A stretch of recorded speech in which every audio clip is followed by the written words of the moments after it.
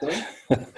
I'm obviously the oldest. No, I think I can do Beat you by a number. I have a comment. Right. Yes. I went to the ashram in '68, and I was 23. And I went there for the purpose of reading all the works of Sri Aurobindo. I told the mother that that's why I'm here. And I started with The Secret of the Veda, and I realized that it was the key to Savitri. And that was like a revelation that just jumped off of the pages of The Secret of the Veda, and I'm still directly engaged with that revelation, and more and more I see that Savitri is in fact the Vedic transmission in English, and I'm working with that constantly. It's very interesting what Rod says, because in this case, we are very close, because I also think that that Savitri is that revelation of the Vedic knowledge. And without Savitri, one cannot really discover the Vedas, in my view nowadays, today, because all those imagery, all those ideas, concepts, visions of the Veda were newly transmitted in Savitri, and now we can learn about them and come back to the Veda and open the knowledge. Otherwise, it's very difficult to come back to the Veda, without anything in hand. So, and there is nothing. Truly speaking, Brahmanas and Upanishads cannot really help much. They can help partially, but also without Sri Aurobindo's interpretation, there's not much to do there. Yeah, and for me, the essential factor which we cannot access without Savitri is the power of the mantra, the oral transmission, which upon which the Veda is based. Right. This kind of speech, which is revelatory speech, which goes over the mind completely and creates the seeing, where the hearing and the seeing take place dynamically. This is an ancient methodology that we don't have access to. In terms of our language and our culture. So for me, what I'm doing now is to just compare the translations and commentaries of Sri Aurobindo. There you can see an enormous qualitative progress from his original inspiration and inspired paraphrasing of the Vedic hymns, which are very powerful. But in the context of Savitri, even that becomes a kind of fraction of the power and beauty that is there in Savitri.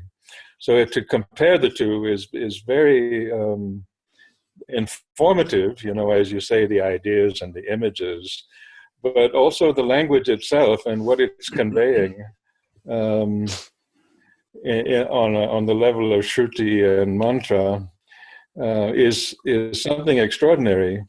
And at the same time, it is embodied in Savitri in another quantum of power, and So this is an interesting path.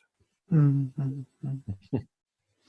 So the Vedic rishis used the imagery of the nature, of nature in all its kind of outer sense as inner, how to say, concepts of the inner movement and journey and awakening and so on. So we have these visions of the dawn, of the sun, of night, and wind, storm, lightning. All these images were used to convey the inner journey. And it is very interesting that what I discovered in this, that the outer imagery or the outer universe is nothing but the projection of this journey, inner journey. And the outer symbols came into being and in our perception are seen as such because of this corresponding consciousness, which is working outside and working inside. So there is no such difference. It's not just a symbol used in the mental sense. Yes, it was a deeper revelation of the symbol, of the deeper consciousness behind, which corresponds to the nature and to our inner selves.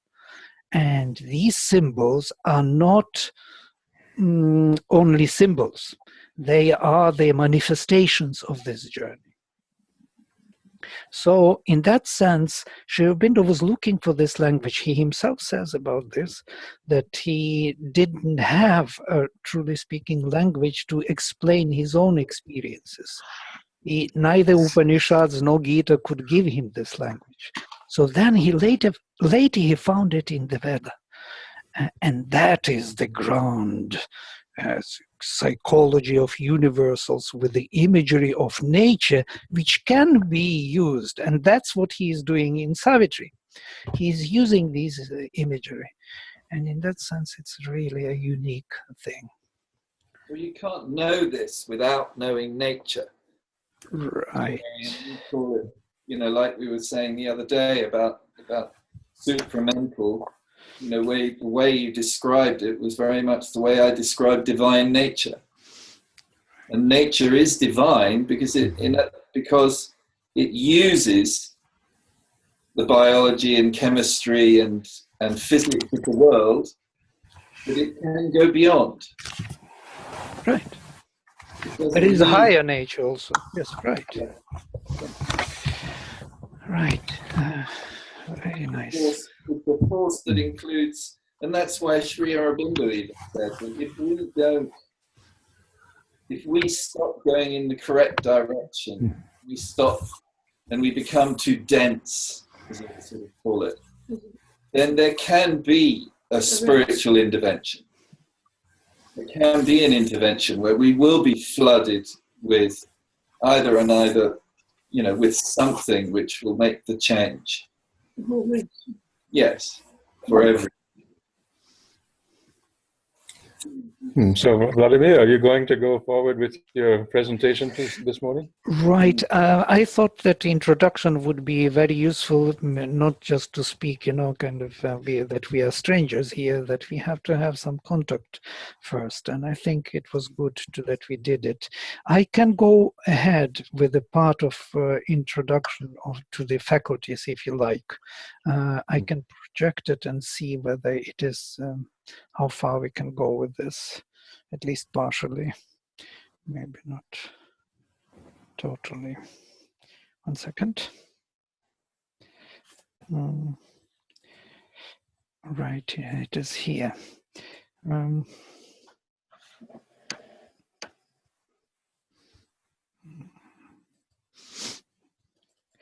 Right, here you should see it now in front of you, the projection.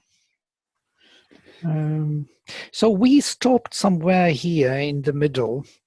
When we shifted from Sankhya, we did very brief introduction of the shift of paradigms from Sankhyaik, which is of mental structure, towards pre-Sankhyaik, which is more intuitive and pre-mental, or we could use Gebserian language, mythical, and which is looking at consciousness from different perspective, not from the mental point of view, at least, where the mind is one of the faculties, which is, I think, this paradigm is much more useful for me than to use scientific paradigm of Sankhya. Because here we can see that mind is one of the faculties and not the dominator or the synthesizer of all the.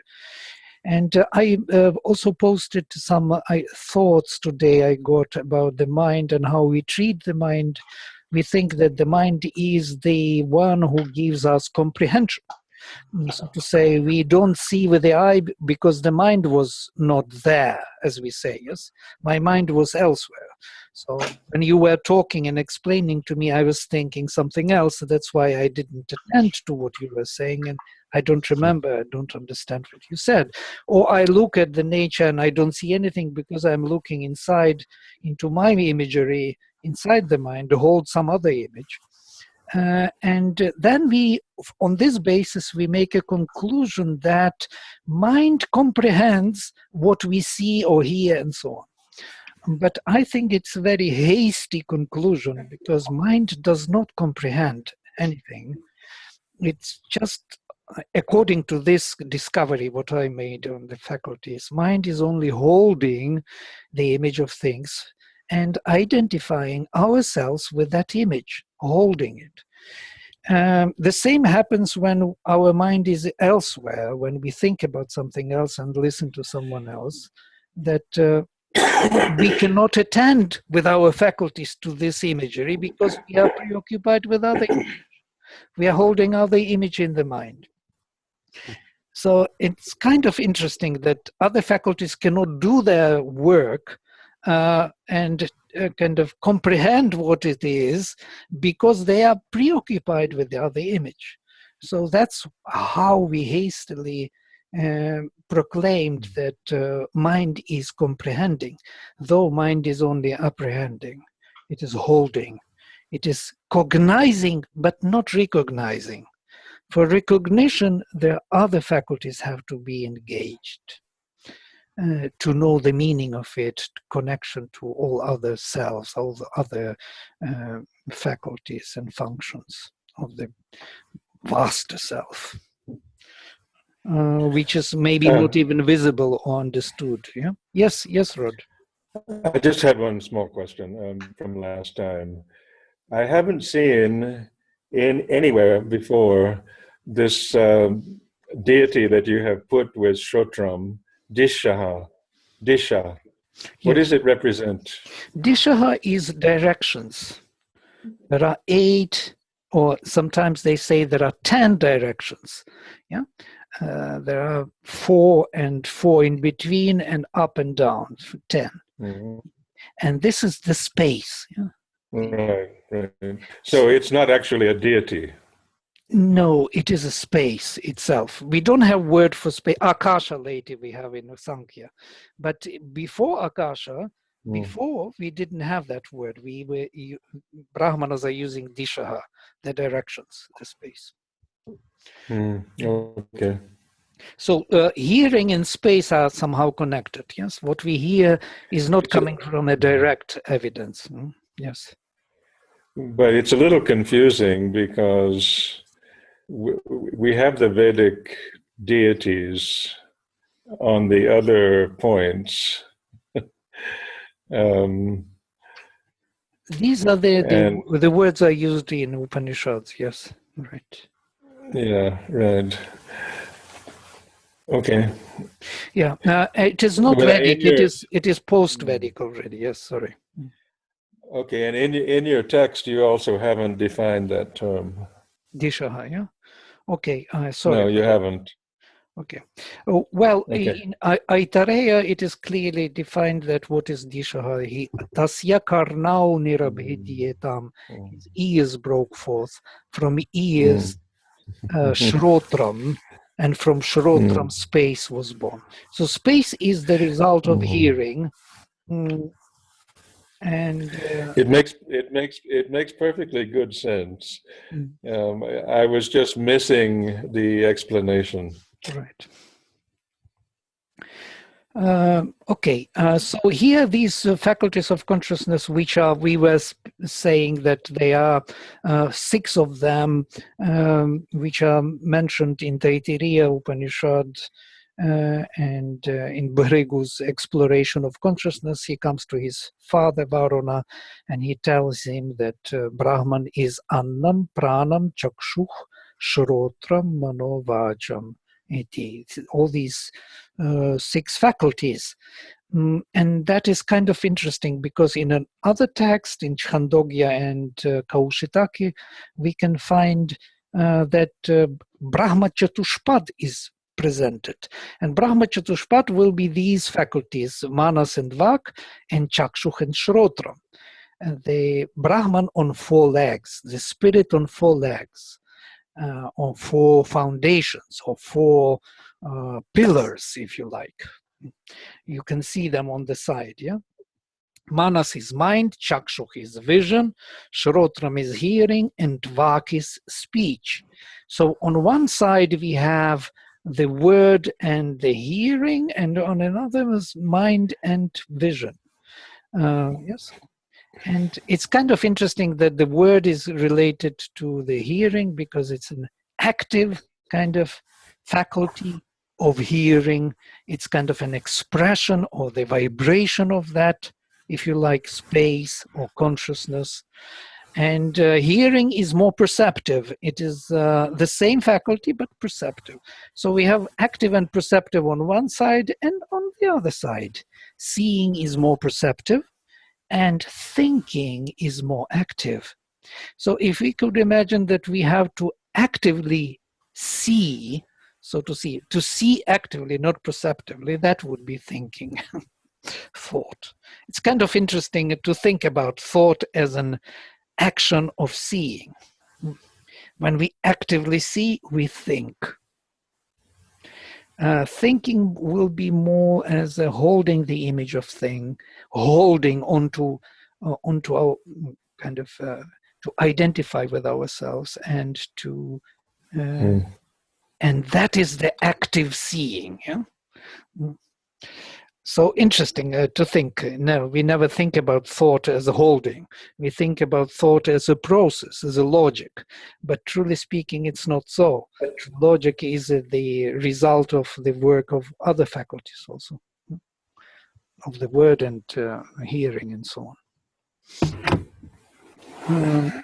Last question, please. Yes. Is it church mean just vision with eyes, or it's some more wide meaning of vision? Like maybe something else is meant. No, vision, meaning, yes, about meaning, comprehension and apprehension. We will come to it that vision is more apprehensive because well, we have to think about these things. I would love us to discover these things ourselves rather than I will tell you what I discovered. But for the reasons of a shorter kind of introduction, I can tell you that I discovered that vision, seeing, is direct, of a direct evidence. So I can have a contact, as we say in Russian, it is better to see once than to hear 100 times, because what I see, I have a contact with. It's direct. It's already here. But hearing is something telling you about it. I will tell you, oh, it's so good, so great, so beautiful, but that's not enough. Where is that beauty? I want to see it. So seeing is a direct contact, but it doesn't explain what it is. And here we already did this exercise. If I show you something and ask you what you see, you will have to explain to me that what it is, yes? For example, I don't know, I don't have anything around. What if I show you what it is, what is this?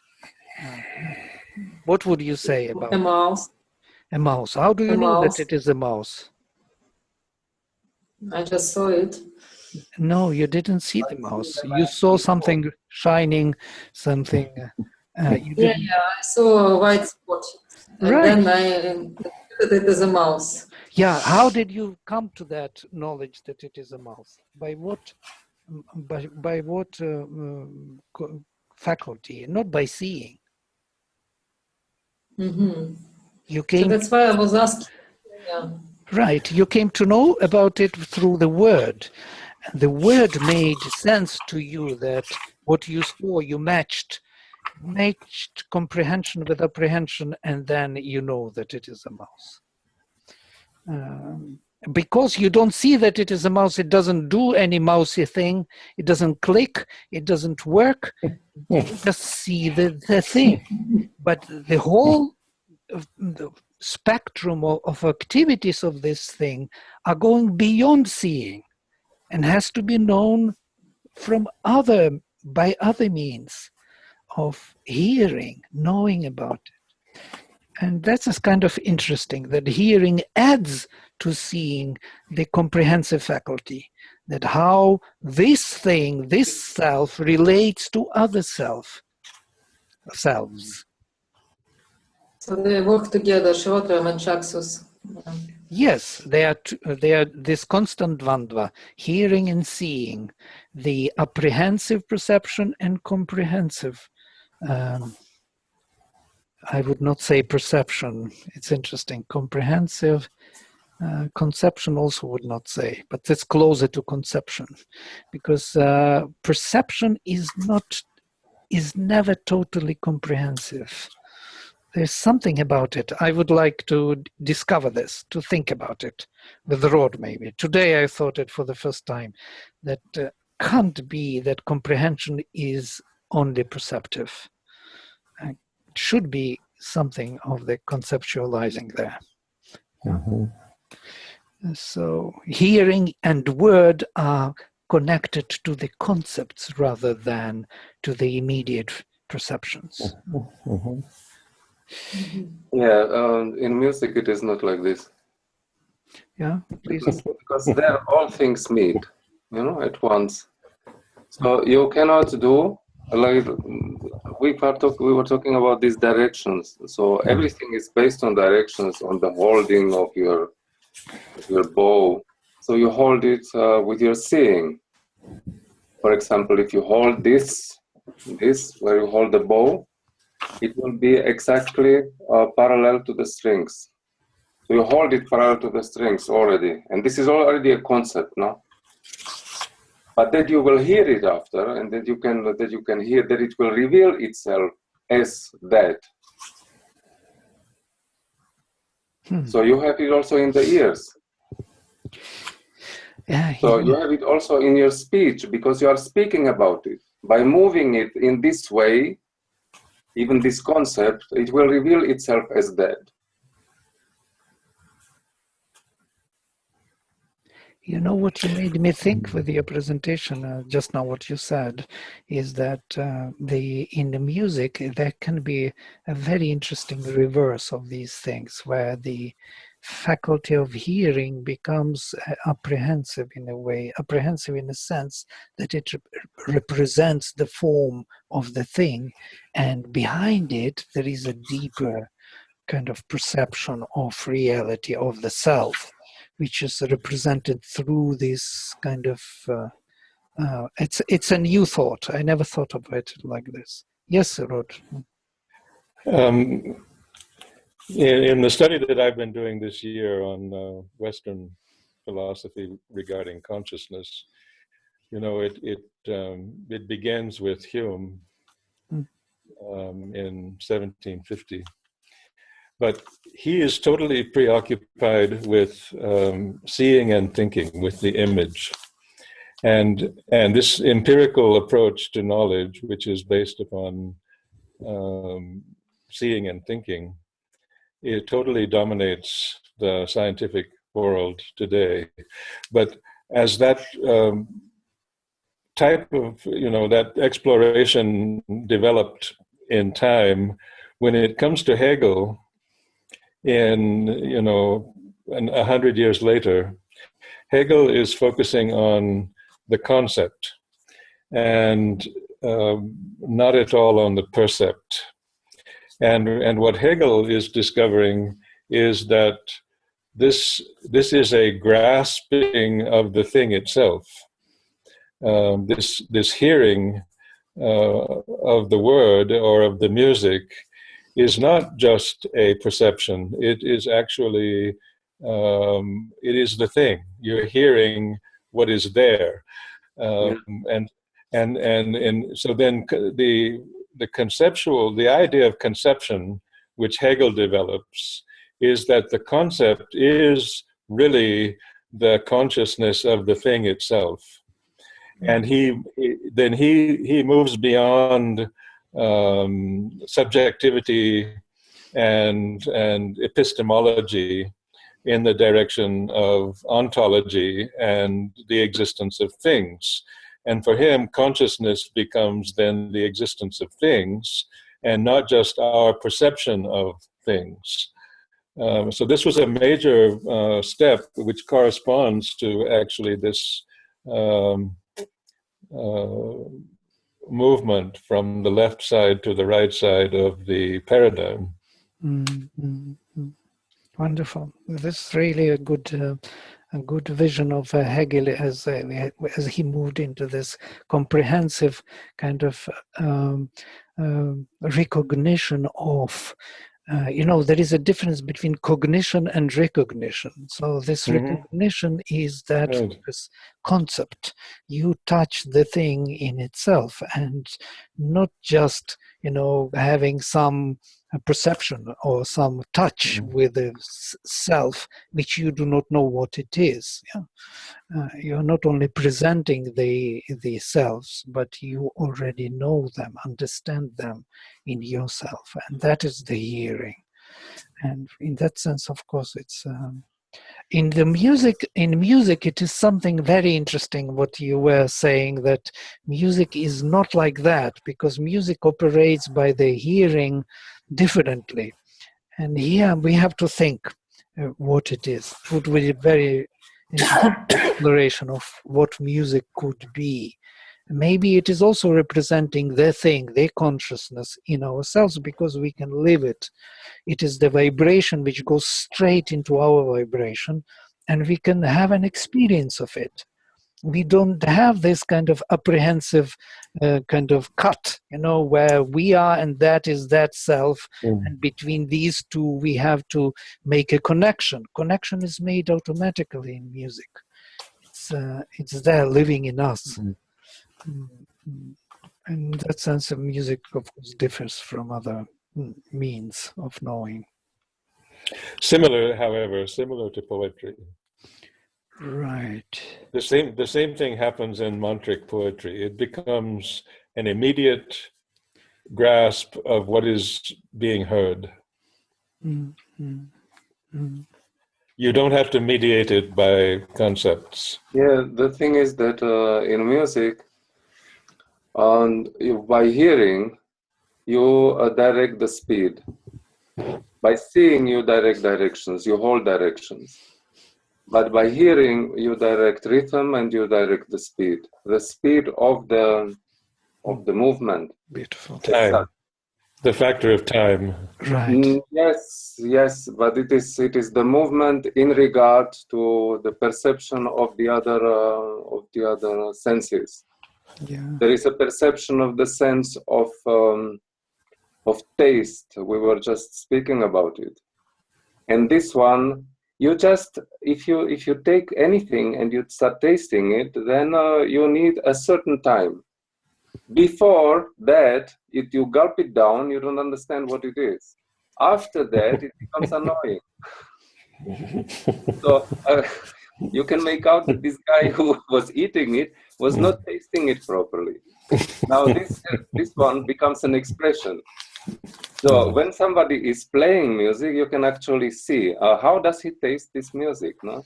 Then there is the smell, and the smell is another thing. It is that the percept in hearing that you have the pressure, you play with the pressure actually. and you can direct this pressure. If you put too much pressure and you hear it, then you will kill the sound.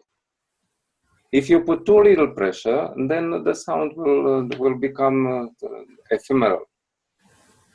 So in between that, there is a kind of psychological knowledge, knowing what you want to, Very nice. psychological, that psychology inside of you will be responsible through the sense of smell as aspiration or inspiration, and as movement of the body as a kind of the self-tasting, because movement and taste for me, it is the same. The sense of taste is responsible for movement. Right, it's very interesting. You see what you did now, interesting. You connected taste, which is rasa, yeah, which is that what we call in Sankhya. If we come to Sankhya and see these five, which were here they are, and this taste, apas, waters, yes, and the time, because water is a substance which is fluid, which doesn't have form, but has a substance, connection, yeah, uninterrupted connection without form. And it's kind of interesting. No form, but uninterrupted connection. It's like a time, you know, a flow of time. Doesn't have form, but connects all the substance into one movement. And that's your definition of time here, that you need. Taste is rather time. And smell is the pressure on. If you make more pressure, you distort sound. If you make less pressure, sound will not come.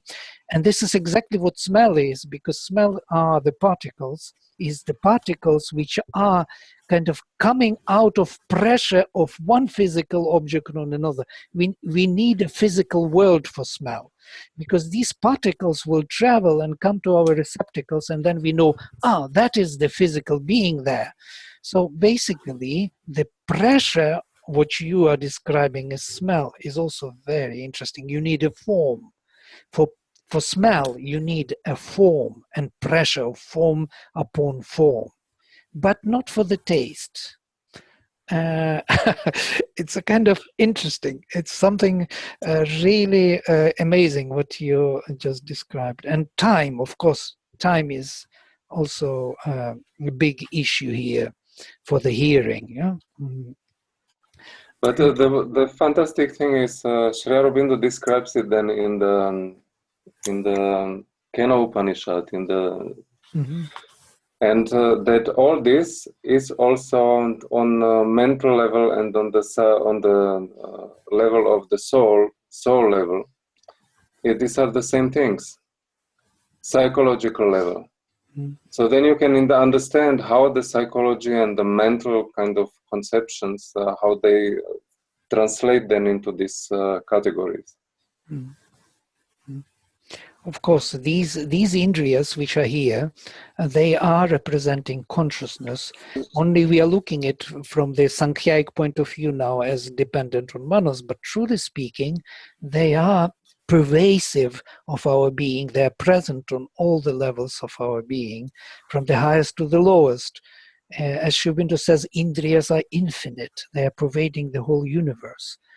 And that was the statement which was very much puzzling me first time when I read it, that indriyas are infinite and pervade the whole universe. How come? I thought about indriyas as dependent on the mind, some kind of product of the mind, and then it looks like they are not the product of the mind. You know, the mind is there just by chance, so to say, in between. Right. It's like this, the idea that we mentioned last time, that the photon, the light particle or the light wave, has in it the potential of sight.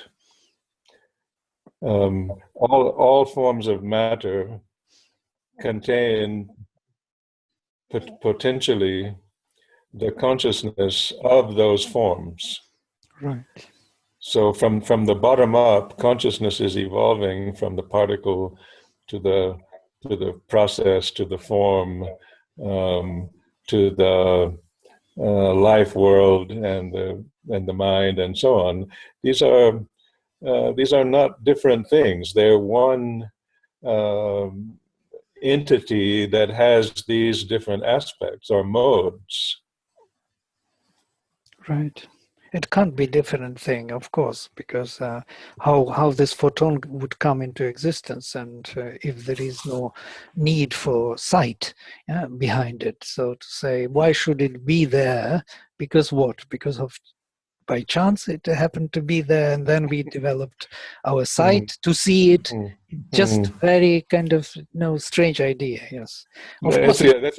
That's a very scientific perspective, actually.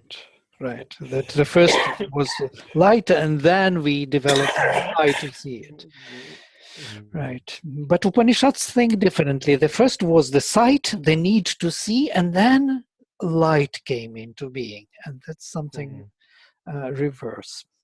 All right, so that was the introduction which we did before about the faculties, which are always interesting to stay longer with these issues because they give us more and more details of how our consciousness functions. One more thing I wanted to say before moving into the Samjnana, Jnana to Adhyatmic level, I want to say that Upanishads do not deal with consciousness. There is no such thing as it is in the mental structure of consciousness. In mental structure, we can speak about consciousness as if it is some kind of abstraction, abstract thing waiting for us. Purusha somewhere will be Sakshi, he will be an observer of our nature. But when we say Purusha is an observer, Sakshi, we mean that he has an eye, he sees. Now, Upanishads are dealing only with faculties. Yes, they deal with seeing, with hearing, and that is for them consciousness, with word, with mind. They don't speak about consciousness in an abstract way, and this is kind of interesting. What about Vijnana? Right, and here we will come to this Samjnana, Jnana, Vijnana, Prajnana, and look into them, why they are there as higher faculties of consciousness on an Adhyatmic level. You remember in this first presentation, in this one, there was, when we spoke about this, that there are 3 levels of Adhyatmic knowledge, Adhidaivic and Adhibhautic. So we have consciousness distributed on all the levels. There are secret operations on Adhyatmic level, or our spiritual existence, and then they translate themselves in terms of faculties known to us as hearing, seeing, speaking, thinking, and so on. And then they are projected into the surface of our existence on a Adhibhuta level as senses, as indriyas, yes, which depend on the mind. But they are all in the same consciousness, only on different levels. The same Samjnana will be present in terms of senses here, but it is more unifying faculty of consciousness because it is from the level where the self and consciousness are one. Yes.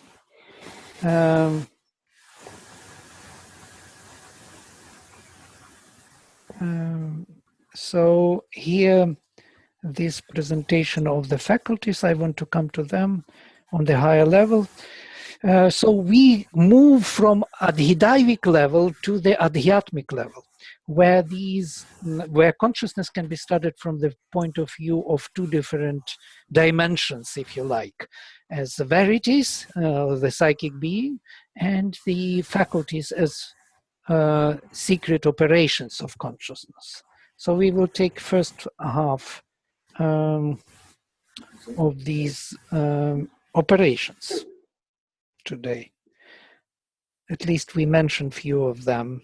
It would be nice to have it at the end of our We are a little bit over time already, more than 1.5 hours, I think. Oh no, we have still 10 minutes to be over time. So I will, in 10 minutes, I will give some overview of these faculties. This is the quotation from Sri Aurobindo from the Upanishads. There are secret operations in us, in our subconscious and superconscious selves, which precede this action, but of these we are not aware in our surface being, and therefore for us they do not exist. If we knew of them, our whole conscious functioning would be changed. And this is also an interesting statement, that the secret operations of Samjnana, Jnana, Vijnana, Prajnana are not known to us on the surface, because if we would know of them, we would change in our perception of the world. We would differently see ourselves in the world.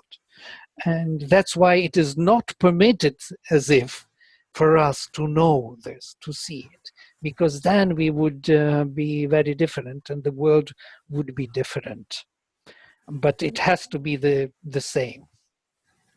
I'm assuming, I'm presuming, so yeah, kind of provoking thinking. So here they are, these four, Samjnana, Ajnana, Vijnana, and Prajnana. They are taken from Aitareya Upanishad. And there are more faculties. By the way, there is a longer list, but these four are the first ones. And Sri Aurobindo takes them and examines them in detail. He says that Samjnana is the essential sense. And he explains why.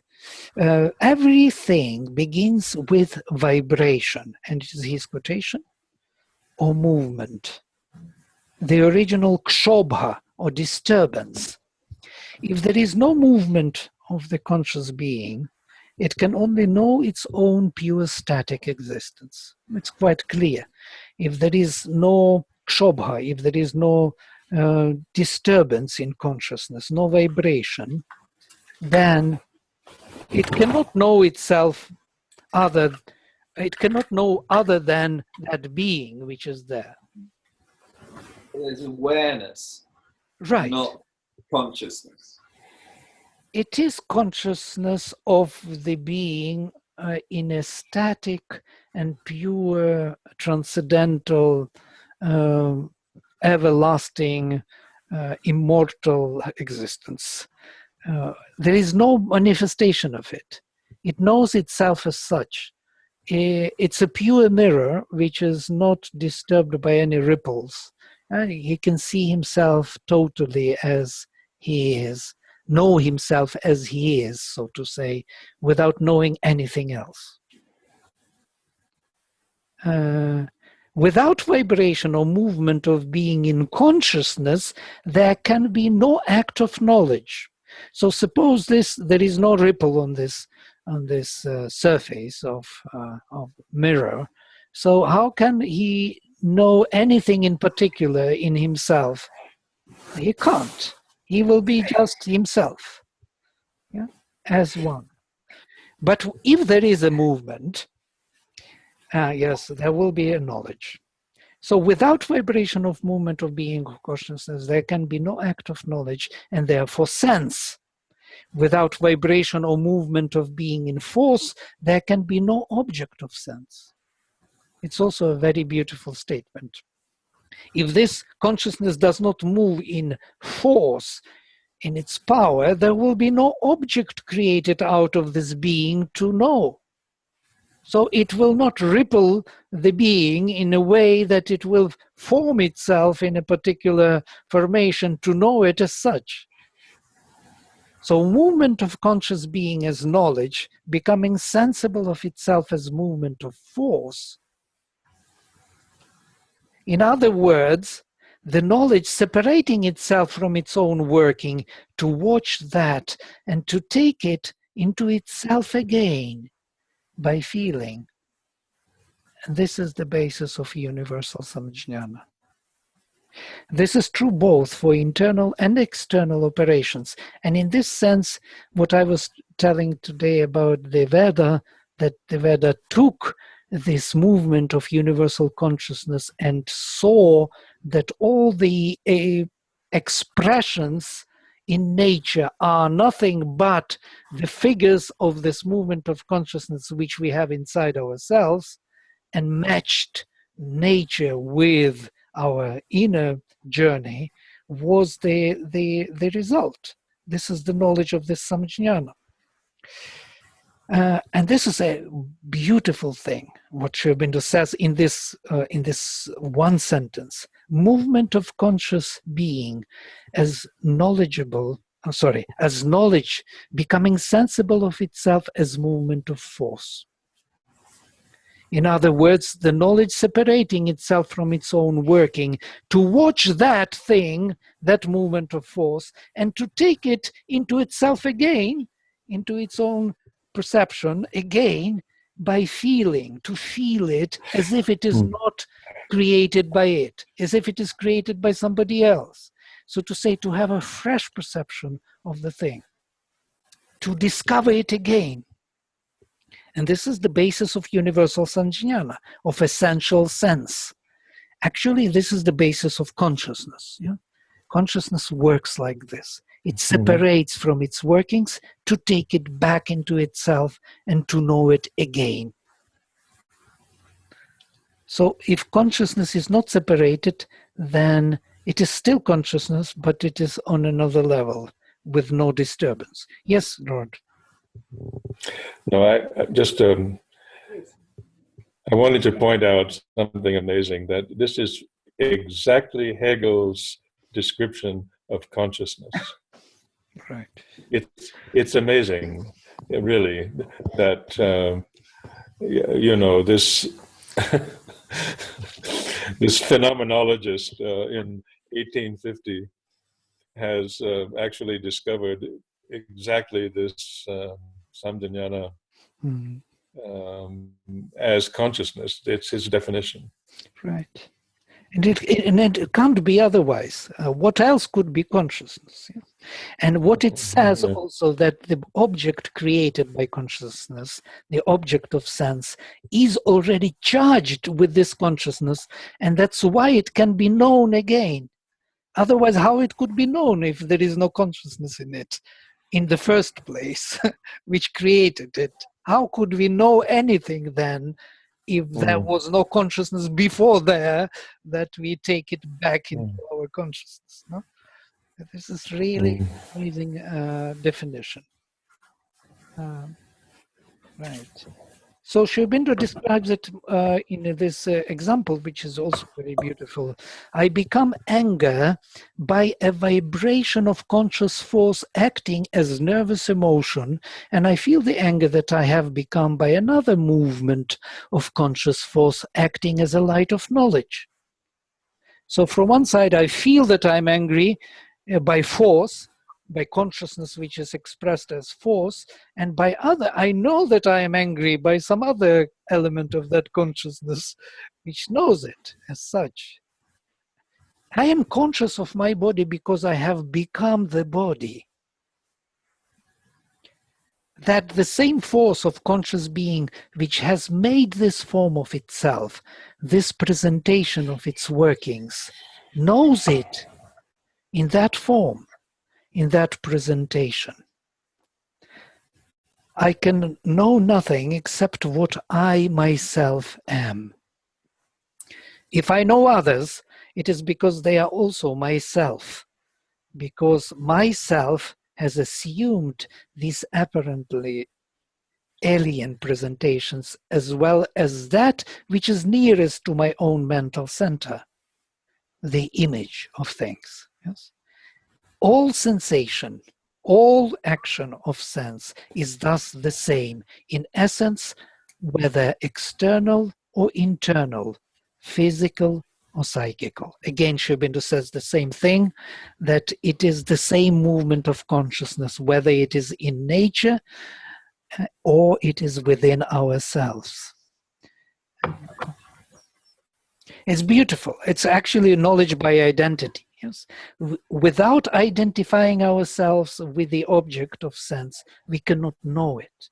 We need this identification. We need this holding, this image of things. Even he mentions here in a way very beautiful, which is not very visible for the first time reading, but for the second, third, fifth, and many more times reading, it is becoming obvious that he says, I can know nothing except what I myself am. If I know others, it is because they are also myself, because myself has assumed these apparently alien presentations, as well as that which is nearest to my own mental center. Why does he go into trouble to say all that in one sentence? He could cut short, without going into those details, nearest to my mental center, because the image of things will be also that which I can identify myself with and know it as idea, concept, feeling, and so on. There are many more things, not only physical things, which I can identify with and know as myself. So it's kind of beautiful. So this is the Samjnana, definition of Samjnana. And one more definition, Samjnana is the contact of consciousness with an image of things by which there is a sensible possession of it in its substance. If prajnana can be described as outgoing of apprehensive consciousness to possess its object in conscious energy, to know it, Samjnana can be described as the inbringing movement of apprehensive consciousness, which draws the object placed before it back to itself, so as to possess it in conscious substance, to feel it. Wow. What is the reference? This is from Upanishads, the same reference, in the same you can find as it is here, continuation 196. Okay. Well, if you look at this definition, there are two movements of apprehensive consciousness. One is samjnana, in bringing and holding the image of things in order to know it, to possess it in conscious substance, to become it. And other is prajnana, is outgoing of apprehensive consciousness, to possess its object in conscious energy, to know it. To know it, as he will say later on prajnana, we have to read, prajnana is the consciousness which holds an image of things before it as an object, as a separate thing, with which it has to enter into relations and possess by apprehension and analytic and synthetic cognition. So to analyze it as such, not identifying with ourselves. We are already holding it in a conscious substance. Now we can identify what it is. We can kind of analyze it, yes, as such. So these are two apprehensive movements of consciousness. So again, I would like to mention that this definition of prajnana is exactly Hume's definition of knowledge and consciousness. And Samjnana is exactly Hegel's definition of knowledge and consciousness. And so in Western thought, we see this 100-year process of development from this understanding to that understanding.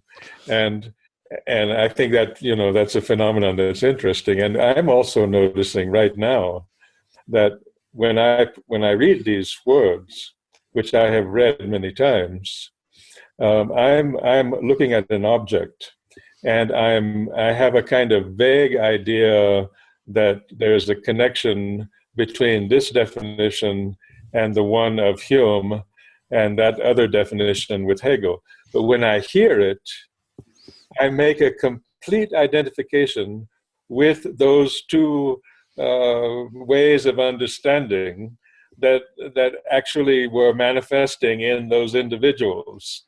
And there's no sense of maybe there's a connection. it is, when I hear it, it's an absolute identification. Interesting. Very interesting.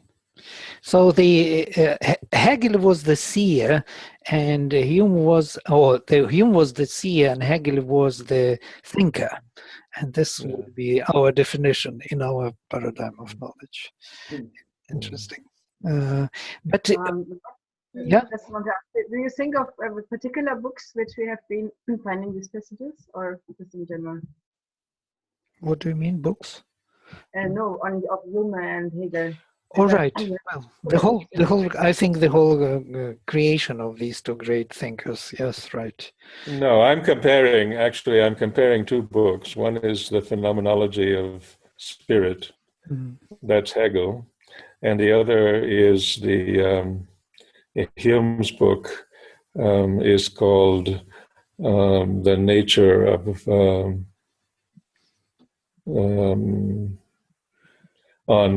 on human nature, I think.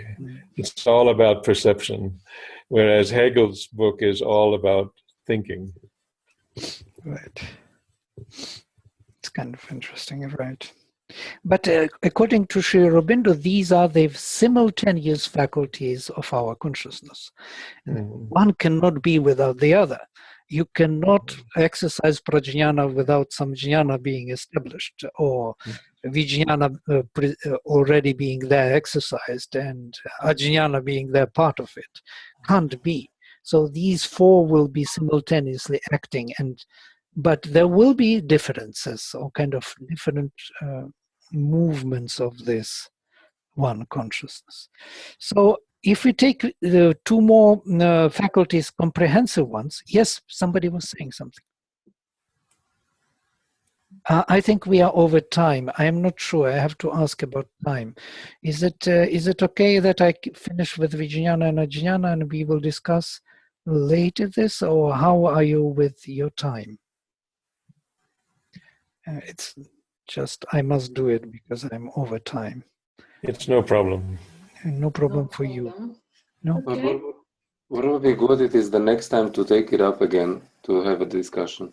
Right, we can take it next time, but today, just to give the complete vision that we will think over for the next time, that I will take Vijnana and Ajnana just to complete the vision.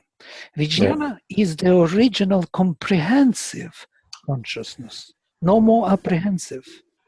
There is no more self or image of things which has to be identified with our self, or we don't have to come out in order to know it in synthetic or analytic cognition as such. There is no more self-knowing. There is comprehensive movement, understanding of what is there. Vijnana is the original comprehensive consciousness which holds an image of things in its essence, totality, and parts and properties. It is the original, spontaneous, true and complete view of it, which belongs properly to the supermind, and of which mind has only a shadow in the highest operations of the comprehensive intellect. So these comprehensive, all-connecting, meaningful functions and relations of the object or the image we see with all other images and all other selves in this universe which we may see or not see. We're going beyond our seeing in time, for example, because this is also connecting everything in time and space. So it can go far to the beginning of the universe and far into the future of the universe, and that would be the Vijnana. It has a meaningful connection in time and space. And only through this, I recently realized, we can understand what meaning is. Meaning is related to this Vijnana, to the comprehensive consciousness. It's not within the form, not within the self as such. It is somehow translated through Vijnana, through how this self connects to other selves, what it can do to other selves, and how it can behave with others. So to say, through that kind of relatedness, the meaning is defined, and not through the form as such.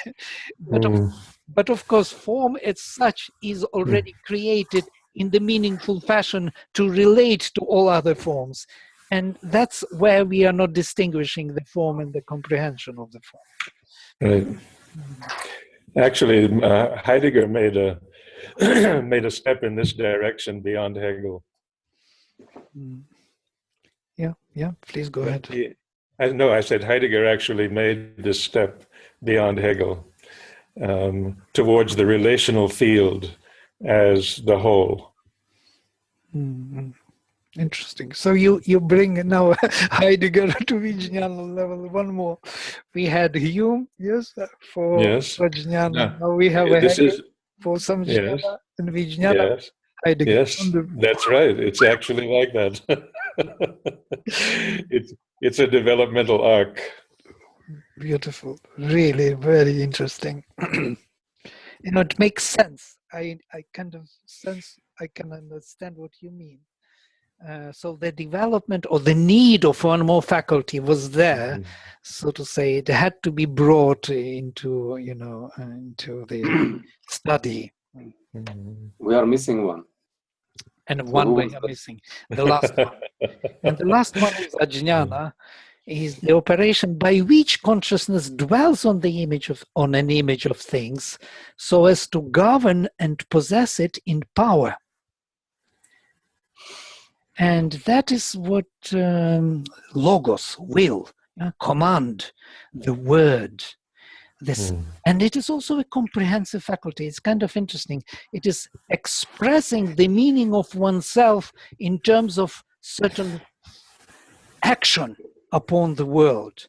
It's my subjective action, intrusion from myself into the environment, so to say. I speak something out, I express myself, or I act upon the world. It is the consciousness which tries to govern and possess the image of things in power. It's the will. Will. It's the will. Right, will. Isn't it also the breath? It's the expression of the coming together of all the other consciousnesses. Right, it's a power. Yes, it's a living force. It's the other consciousness faculties come to this point, and then ajnana is the breath, the expression out into bringing it all together. Right. Interesting. Isn't it a definition? Hello? Yes? Isn't that Sri Aurobindo's definition? It is Sri Aurobindo's definition. It's all quotations from Sri Aurobindo, yes. What is interesting for me, if we combine these four, if I could explain them in any action, if I can see in any action that these four are present, in order for me to perceive this mouse, I will have to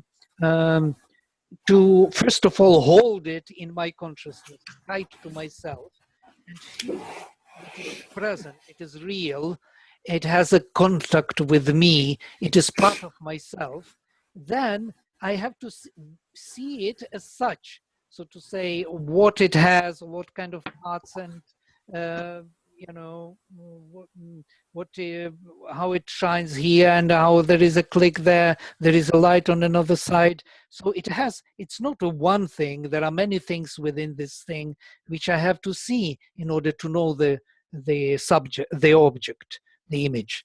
And then when I see all this apprehensive part is there, then it has to connect in the meaningful relations to all other parts, to my computer. I click here and computer changes, and I have to click from my side this thing, so I am coming to change it, it goes to change. So all these relations of change will be defining the meaning of this thing.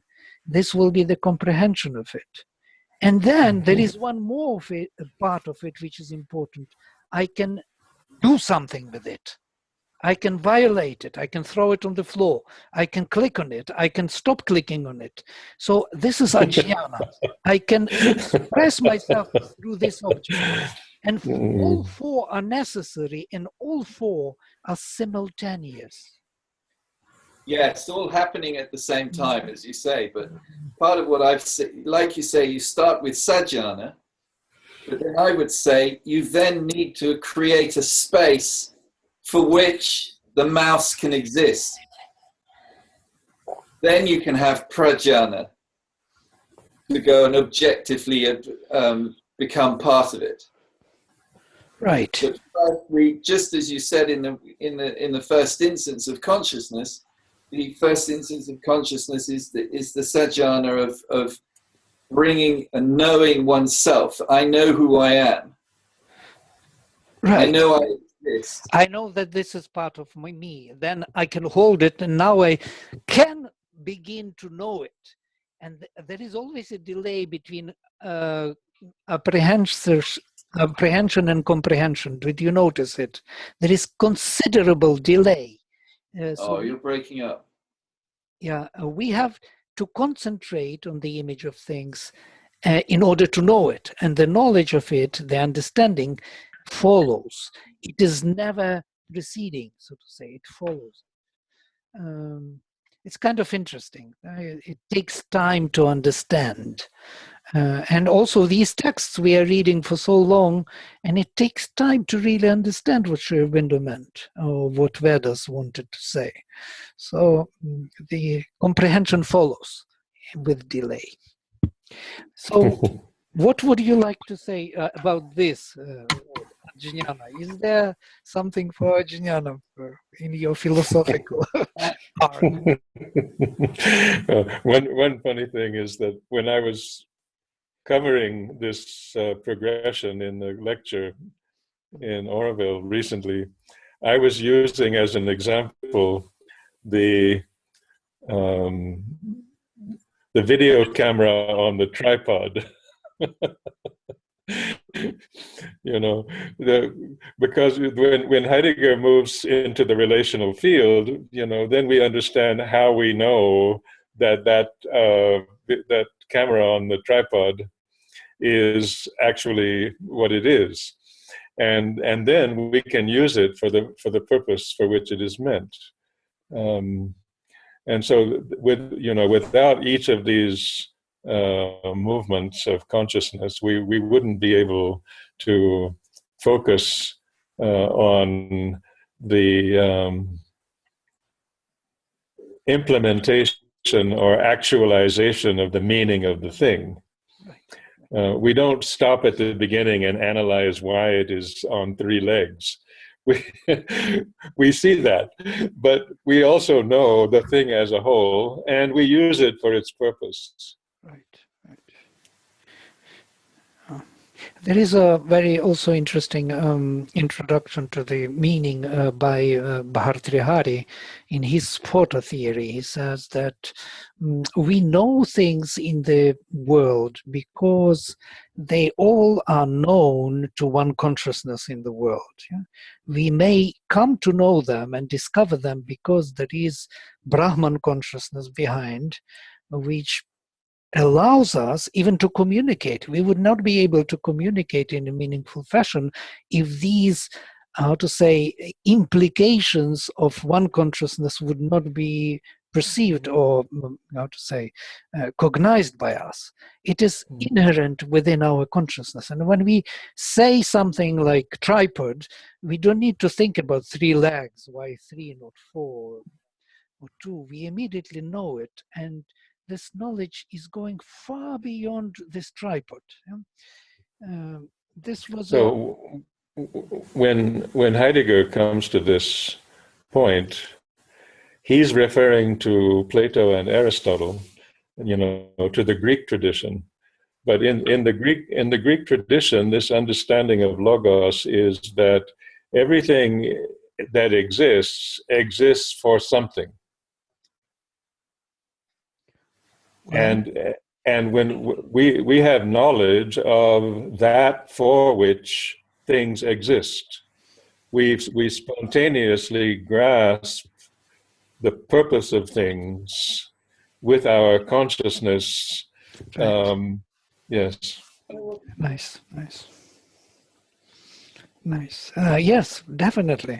And that was the problem to create artificial intelligence, which we were mentioning before. That when they started to, to introduce the meanings into the computer. So to explain one meaning, for example, what is a book?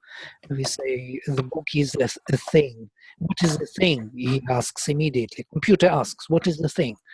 And we say a thing is a thing. Yes, it is something. What is something? And so if you come to that, book is the thing with pages, with letters, with sentences to read. Man, more you explain, more he asks to explain. So computer cannot comprehend. It can only apprehend. It can only put apprehensive bits and pieces and think that by that it will be able to comprehend. Yeah, there are some human beings like that also. They're called nominalists. Nominalists. Interesting. All right, so this was the brief presentation of these four faculties. Higher, secret operations of consciousness, which simultaneously are present in all the faculties, but of which one major characteristic will be the playing the defining role in creation of the faculties of seeing, hearing, and so on. Seeing has all of these movements of consciousness, all the secret operations, but with one domination of the objectivizing or seeing objectively thing as such. And that is something else, yeah. Or thinking will be having more of that holding and image of things in order to feel it, to have a sense of it, to make it one's own, knowledge by identity. And hearing will be more comprehending the relations of this thing with other things and relations. And speaking will be more as expressing oneself meaningfully to the environment. And so these would be the dominant features in every single faculty later, which we will be looking into. So I'm kind of anticipating the next time. Thank you. Very good. Right. Okay, so we will stop for today here, if you don't mind, because we are far away from 1.5 hours. It's nearly 2 hours now. I do not want to take your time. No, Some people are in the evening. Yeah. Don't spatialize time. Okay. Right. We're not far away from anything. We're exactly where we are. Nice. Don't spatialize time. That means don't make it spatial. Yes, that's what it means. I know that I'm doing this because it's just the way that I do it, but do you link these faculties of consciousness with the process of creation? Right. There is something about it that what you were writing, I first thought like you did, yes, as you did, in the way that there might be planes of being, yeah, in the transcendental, that they correspond with these planes. And then I discovered or thought that these are simultaneously present on all the levels. And by the way, Sri Aurobindo many times said that Satchitananda is one thing. We should not split it all the time, and this would be very difficult for us then to really understand, comprehend these things. And here also, although we split them for the reason to understand functionality of consciousness, how it functions. But truly speaking, the split itself becomes a problem later, because we can't come back to the real actualized action of consciousness in this way. So we have to hold together. I'm not sure that I can do that split on the levels. Not yet. I'm not yet there. I looked into what you said, that Samjnana is more sat, and I'm not sure. I think these four are the operations of consciousness itself, consciousness power. Too apprehensive to comprehensive means, and two of them are perceptive and active, two of them active. Notice, Ajnana is active comprehensive by power, and Prajnana is also comprehensive, apprehensive by power. Both by power, comprehensive, apprehensive, and both perceptive, by comprehensive and apprehensive. So it is, so to say, consciousness power which acts by these four. Right. And not the being there, so to say, or not the bliss there. It's the very faculty of consciousness, or something like this. It's chit tapas. Chit tapas, chit shakti. Yes. These four are that. Right. Well, this is what I came to, but Right. if we look into it again, and we have to really deeply, intuitively kind of dive into it to really see. I tried. I will try again. Your proposition to look into it again, and let us again recollect these things and think of them in a new fashion. Yes, because it brought more to me of an understanding of what Vijnana was, and also of an understanding, because I've looked at your other videos. It's not the first time I've seen this. Right. So I've been lucky to have listened to your videos before. Otherwise, this would be difficult. But it from thinking about it and really seeing like Prajnana being is that these consciousnesses are fundamental. Mm. Right. And creation is also fundamental. Right. So in my mind, there made sense that there should be a link between the two. That the idea of Samjnana and the absolute alone, or the divine, the first consciousness, that as we spoke, that I looking around and knowing who he is, and there's no one else there. Right. And Prajnana as being the expression out, right, into the nothingness, and Vijnana being the space or the ananda within which the whole of creation can be held. But that Vijnana is also, because this is the bit that I would love to discuss with you at some time, is that everything that, if there is going to be another, there must be allowed a creation of something different. Still of the same, different is so difficult. Separation is so difficult. Dividing Satchitananda and seeing it as three and not as one, it's also difficult because every time it is all just one. That's a given. But there is also, it's like father and son, or mother and son and daughter. You still are this. You're still of each other. Mm-hmm. But the son is existing with different knowledge, mm-hmm.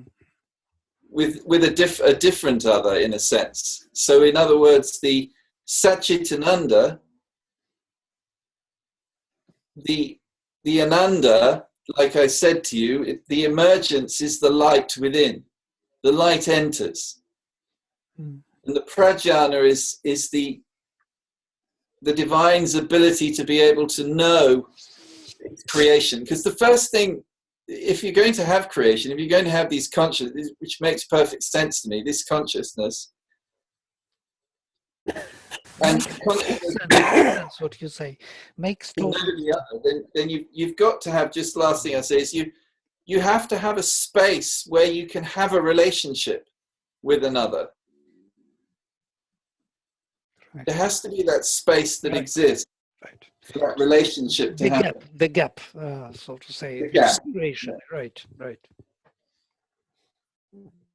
But anyway, we've been No, on no, too. this is totally true what you say. And you see, when you started to speak this way, I just remembered because I did this study when I was studying Sanskrit still, and I wrote an article, especially on these Samjnana, Jnana, Vijnana, Prajnana, in relation to what Taittiriya says about the planes of being, starting in the same totally the same manner with the same explanation. And I'm so surprised to hear it. That's why I smile so widely, because I got the same idea as you do, that Samjnana will be that relation of consciousness to being, that, you know, chit, so to say. First, what essential sense of consciousness is about. Yes, chit tapas, let us say it in this way. Then Ajnana was for me, just by definition, Ajnana, it was like this. It was spoken of 5 levels of Annam, Pranam, Manach, Vijnanam, Anandam. So Ananda was for me Ajnana, Vijnana was Vijnana, and Prajnana was the mind. The mind which is functioning in the separate world, where things are separate. And you can perceive them as such, not as yourself, but separately. And by the way, Aitareya explains that all these 4 and more, there is the whole list of faculties, which if we look into, it will add to it many more dimensions, beautiful dimensions.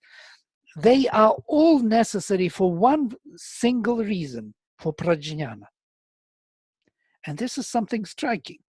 All these operations are necessary to reveal prajnana, objectivized consciousness. And that makes sense. It's just the creation of the objective being and perception of that objective being as such. That was the reason why this world was created, according to the mother, yes? Because he wanted to know himself objectively, to see himself. This is prajnana. And all other faculties are there to provide that possibility, to make it possible. So in a sense, prajnana is the mental, vijnana is supramental, as you rightly say, and ajnana will be that emanation into the space of the transcendental, that the word, logos, which will come and create the world. So totally agree. And samjnana is fundamental consciousness. So in that sense, of course, it makes sense. Thank you for insisting on it. It was a good, very nice explanation. Well, you remembered something. Right. There's always something to remember. Yes. Beautiful. Yeah. All right. So let us stop maybe for today on this. Yes. And we will meet. Thank you. Thank you. Thank you. Yes. Yes. Beautiful.